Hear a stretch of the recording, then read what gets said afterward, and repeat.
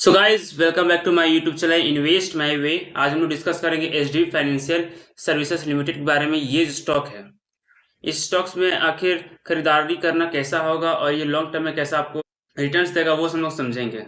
हालांकि ये एक नया स्टॉक है और ये नया स्टॉक है जो लिस्ट हुआ है बीएससी और एनएससी में, लेकिन देखा जाएगा ये एक फाइनेंस से जुड़ी हुई कंपनी है और इस कंपनी का मार्केट के अगर देखा तो 60,907 करोड़ की ये कंपनी है। करंट प्राइस 734 रुपये चल रहा है।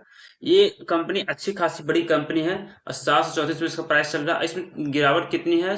1.23% की यहाँ पर है। और हाइस्ट कंपनी का देखा जाए तो 892 करोड़ और लो देखा जाए 727 रुपये का।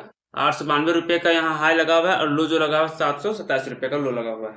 ठीक है, तो अच्छी बात यहाँ पे ये है कंपनी का कोई भी शेयर प्लेज नहीं है। ठीक है, और ये तो कंपनी नहीं है। ठीक है, यहाँ के आंकड़े अगर देखा 3 साल का प्रॉफिट, तो 3 साल का प्रॉफिट है पिछले 3 साल का, तो 29.1%। और देखा जाए सेल ग्रोथ तो 13%। तो ओवरऑल ठीक ठाक है। बड़ी कंपनी का 10% से भी बढ़ता है तो बहुत बड़ी बात है। 60,000 की ये कंपनी है।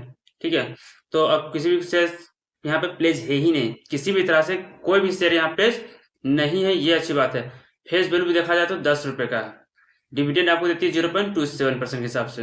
हालांकि ये पिटोसिस को 2 लिखा हुआ है, लेकिन हम लोग जानेंगे सबसे पहले कि 2 अगर है तो क्यों है और किस बेसिस पे है वो हम लोग समझेंगे। तो सबसे पहले इस कंपनी का हम लोग बैलेंस शीट देखते हैं। तो बैलेंस शीट अगर देखा जाए ध्यान से तो मार्च 2025 में 15,024 करोड़ यहाँ पर रिजर्व थे कंपनी के पास और अभी 18,509 करोड़। तो कंपनी का रिजर्व तो बढ़ रहा है, ये अच्छी बात है।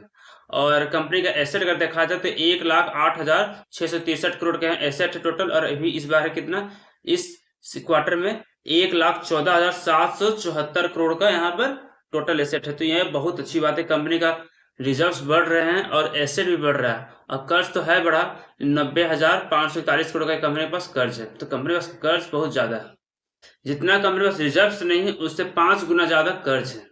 तो ये सोचने वाली बात है और ये चिंता का विषय है कंपनी के लिए। इसीलिए इस कंपनी का पिटोसिस स्कोर 2 है। हालांकि ये जो कंपनी है फाइनेंस से जुड़ी हुई कंपनी है। फाइनेंस से जुड़ी हुई कंपनी में कर्ज तो होता है, क्योंकि ये कंपनी किसी से कर्ज लेती है तभी वो इंटरेस्ट में लगाती है।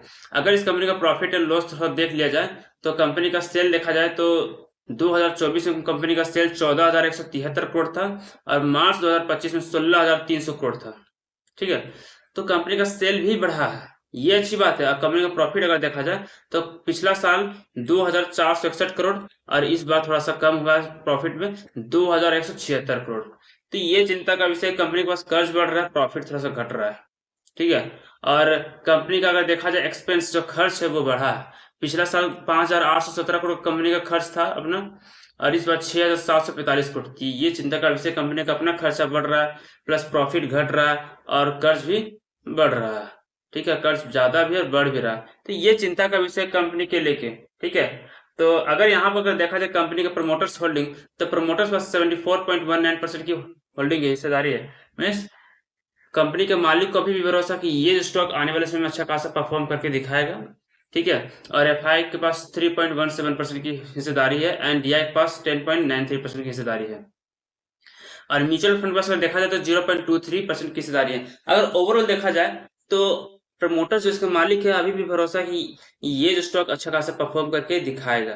ठीक है, हालांकि कुछ चिंता का विषय है, जैसे कि कंपनी का कर्ज बढ़ रहा है और कंपनी का प्रॉफिट घट रहा है और तीसरा क्या है कि कंपनी का ये अपना जो खर्चा है वो भी बढ़ा है। ठीक है, तो इसी वजह से कंपनी का प्रॉफिट घट गया। तो ये चिंता का विषय है। लेकिन कंपनी का कर्ज बहुत ज्यादा, 90,000 करोड़ का कर्जा है।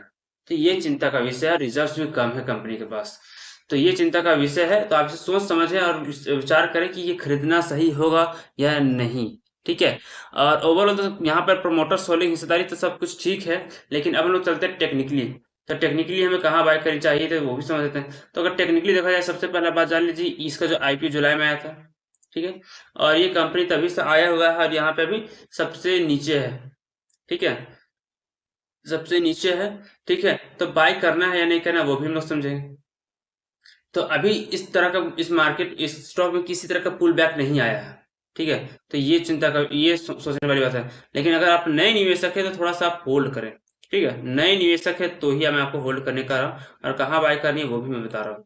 आपको जो बाय करनी है आपको 752 रुपये पास बाय करनी है, अभी नहीं। अगर आप खरीदना चाहते हैं तो ठीक है, अगर आप एंट्री करना चाहते हैं तो 752 से लेकर 755 तक के बीच में आप खरीद सकते हैं, लेकिन उससे पहले बिल्कुल भी ना कर दें, क्योंकि 734 का लेवल ये तोड़ेगा तो कहाँ तक जाएगा किसी को नहीं पता है। ठीक है, जब तक यहाँ एक अच्छा खासा पुल बैक नहीं आएगा तब तक हमें यहाँ बाय करने का सोचना भी नहीं है। हालांकि इसके फंडामेंटल्स ठीक ठाक है, कर्ज तो ज्यादा है, फाइनेंस से जुड़ी हुई कंपनी में कर्ज होता है, लेकिन अगर देखा जाए तो ये स्टॉक बार बार नीचे आ रहा है। अगर इसमें आप अगर नया एंट्री लेना चाहते हैं तो 755 के आसपास लें, उससे पहले बिल्कुल भी ना लें, क्योंकि 732-33 अभी चल रहा है, ये इस लेवल को भी तोड़ सकता है। ठीक है, इसलिए आप बिल्कुल भी आप अभी एंट्री ना लें। ठीक है, अगर आप इसमें इन्वेस्ट करना चाहते हैं सोचे समझे विचार करें कि इसमें इन्वेस्ट करना सही है कि नहीं, क्योंकि कंपनी में देखिए कर्ज ज्यादा है, रिजर्व्स कम है कर्ज के मुकाबले, और कंपनी खर्च कुछ अपना ज्यादा है, और फिर कंपनी का प्रॉफिट भी कम हो रहा है। ठीक है, ये है चिंता का विषय। हालांकि हिस्सेदारी अच्छी खासी है, लेकिन ये सब चिंता के विषय है। अगर मेरी जानकारी आपको अच्छी लगी हो तो मेरे चैनल को लाइक और सब्सक्राइब करना बिल्कुल भी ना भूलें। Thank you.